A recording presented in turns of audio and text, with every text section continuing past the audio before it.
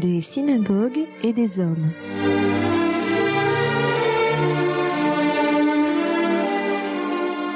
Une série réalisée par Catherine Garçon.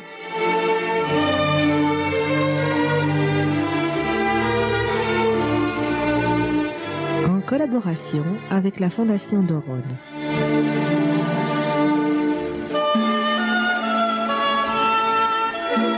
Aujourd'hui, les origines de la synagogue, deuxième partie.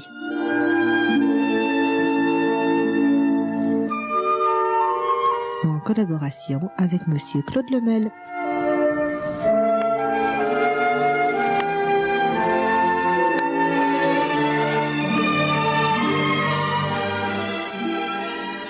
L'endroit central pendant les Juifs, pendant les périodes qui n'étaient pas des périodes d'exil, a été Beth Amikdash. Oui. Bon, sans conteste. Est-ce que, on a vu hier qu'il y a eu un développement de la synagogue, est-ce que même de nos jours, enfin à l'époque bien sûr et encore de nos jours, on peut trouver une relation entre ce qu'était Beth Amikdash et l'institution de la synagogue, son fonctionnement, son architecture, tous les aspects que nous connaissons à la synagogue de nos jours? Oui et non. Il faut quand même pas confondre. Une synagogue n'est pas le Beth Amikdash. Ce n'est pas le temple. Le temple, c'est un lieu tout à fait spécifique et, en fait, totalement irremplaçable. Et si nous avons pu dire dans l'émission d'hier que, effectivement, la tfila, la prière, était une sorte de substitut au service sacrificiel, je n'irai pas jusqu'à dire, je pense qu'on ne peut même pas le dire, que la synagogue soit de ce fait le substitut du Beth Amikdash. D'ailleurs, pratiquement rien, très peu de choses rappellent dans la synagogue l'organisation du Beth Amikdash, du temple, sauf que effectivement il y a peut-être des noms qui sont apparus, par exemple le rideau que l'on met devant le Sefer Torah, devant l'Arche Sainte, qui s'appelle Parochet, donc du nom aussi d'un des rideaux qui faisait la séparation dans le temple entre les parties non éminemment saintes et les parties saintes, ou les parties saintes et les parties qui ne l'étaient pas du tout, ou le Aron HaKodesh, l'armoire sainte, qui rappellerait, si vous voulez, le titre qui avait été donné à l'Arche Sainte, telle qu'elle se trouvait dans le Saint des Saints, qui contenait effectivement le Sefer Torah, et peut-être également le fait que les parties réservées aux dames, dont nous reparlons dans de prochaines émissions, parce qu'on parlera un petit peu de l'architecture des synagogues, s'appelle Ezrat Nashim, du nom effectivement de la Hazara, du parvis, tel qu'il figurait dans le temple. Donc, pris sous cet angle-là, le rapport est extrêmement ténu et on ne peut pas dire qu'il y a substitution. Malgré tout, il y a un lien qui se situe de façon différente et qui nous est suggéré par un verset qui est repris par la Torah Sheba'al Peh, par la loi orale, et qui est le suivant: Ve'ashimoti et mikdeshechem. Je renverserai, je détruirai. Et là, il y a évidemment un petit problème, c'est que le complément direct d'objet de ce Ve'ashimoti est mikdeshechem, vos sanctuaires au pluriel, alors qu'en principe, il n'y avait qu'un seul sanctuaire.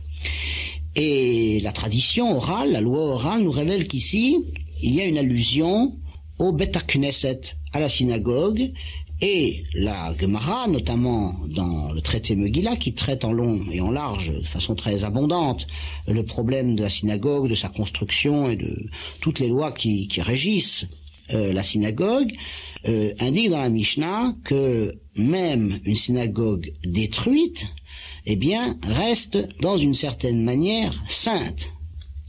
À cause de ce texte, Hashimoti et Mikdeshechem, Afalpi Shem, bien qu'en vérité ces lieux aient été détruits, Bikdushatamhem, ils restent dans leur sainteté.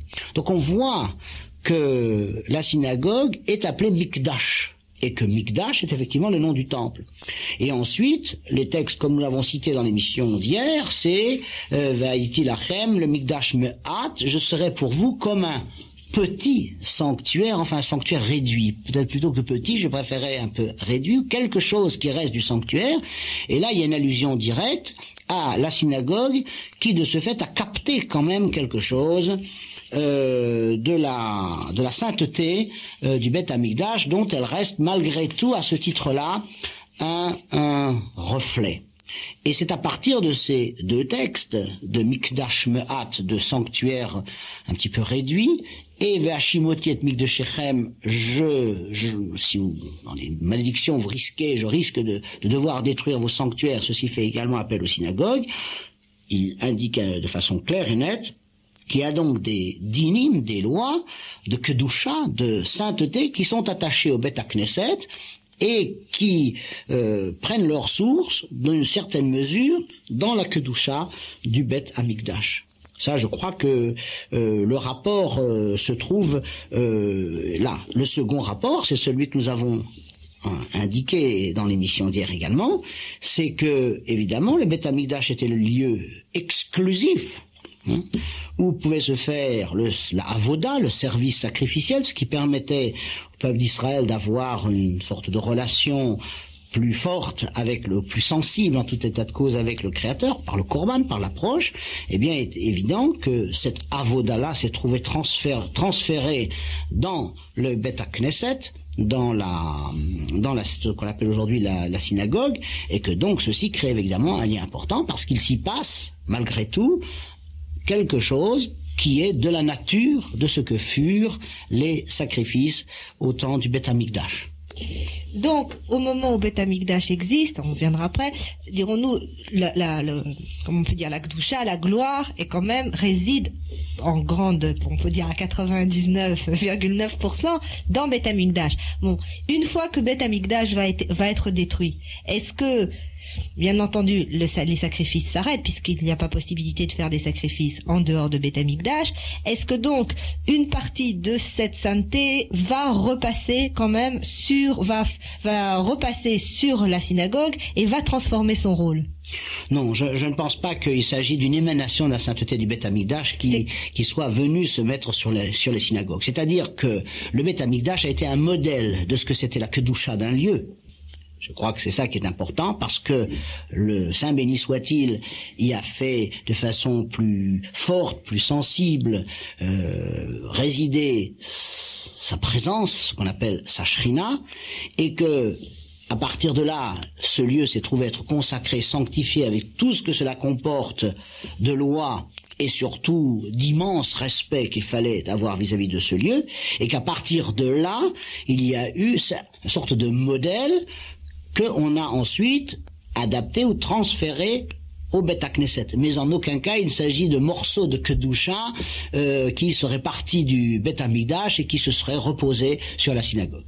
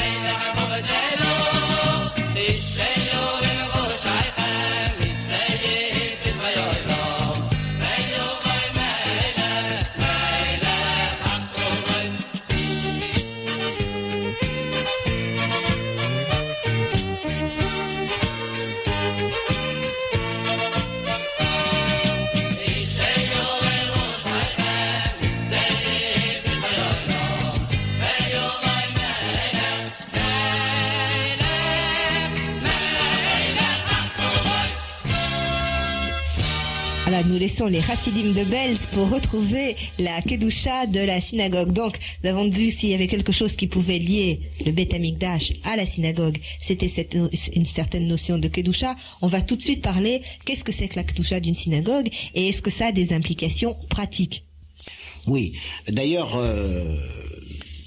un certain nombre de commentateurs et d'exégètes pensent qu'à la Kedusha de la synagogue, la sainteté de la synagogue prend sa source également dans un verset qui, lui, s'adresse de façon tout à fait spécifique, d'abord au Beth Amikdash. Et Mikdashi tiraou, mon sanctuaire, vous aurez une crainte révérentielle vis-à-vis de lui. Vous n'agirez pas à ce sanctuaire comme un simple monument que l'on irait, par exemple, visiter avec un groupe de touristes. Je parle du Beth Amikdash pour le moment. Parlerons de ce qui est la synagogue peut-être un peu plus tard. Et par conséquent, ce verset, et Mikdash Tiraou, à partir de l'instant où déjà nous avons vu que la synagogue est appelée Mikdash Me'at et Vahashimoti et Mikdashechem, donc on entend toujours le mot Mikdash. Certains ont dit bien que ce verset s'appliquait exactement de la même façon à la synagogue. Alors ils auront poussé le raisonnement jusqu'au bout et ils diraient que effectivement la synagogue serait un lieu totalement consacré cette fois-ci, avec tout ce que ça comporte d'interdit de se servir de quoi que ce soit et d'attitudes tout à fait respectueuses et de défenses diverses pour protéger la consécration du lieu. Mais en vérité, la plupart des commentateurs ne sont pas de cet avis et ils pensent, comme je l'ai indiqué dans le début de l'émission, que cette kedusha, cette sainteté du Beth Amikdash, ou du moins du Beth Knesset, pardon, qui prend comme modèle celle du Beth Amikdash, est une sainteté que nous connaissons en général dans la halakha juive sous le nom de Davar Sheba Kedusha, c'est-à-dire des objets qui ont un rapport avec un usage sacré. Et d'autres vont encore plus loin et disent non, qu'en vérité il s'agit d'une kedusha de kavod, c'est-à-dire d'une sorte de sainteté, mais qui nous pousse simplement à avoir le respect de l'objet, en sachant que ce n'est pas un objet quelconque, mais sans que ce soit un objet consacré, avec tous les problèmes halachiques que ça pose, parce qu'il est évident que lorsqu'un objet, dans la Torah par exemple, est consacré à un certain usage, par exemple des tephilines, ou donc les phylactères, parce que tous les auditeurs ne sont pas censés savoir ce que sont les phylactères, ou voire même un Sefer Torah, un livre de la Torah, ou d'autres objets, certains objets de culte tout à fait spécifiques, eh bien, nous savons que le fait qu'ils étaient consacrés cette fois cet usage interdit de façon tout à fait formelle d'en avoir un autre usage. Et lorsqu'on ne peut pas s'en servir, et ou qu'ils sont abîmés, eh bien, on n'a pas d'autre solution, par exemple, que de les enterrer ou de les conserver. On ne peut absolument pas les transformer, rien du tout de ce type.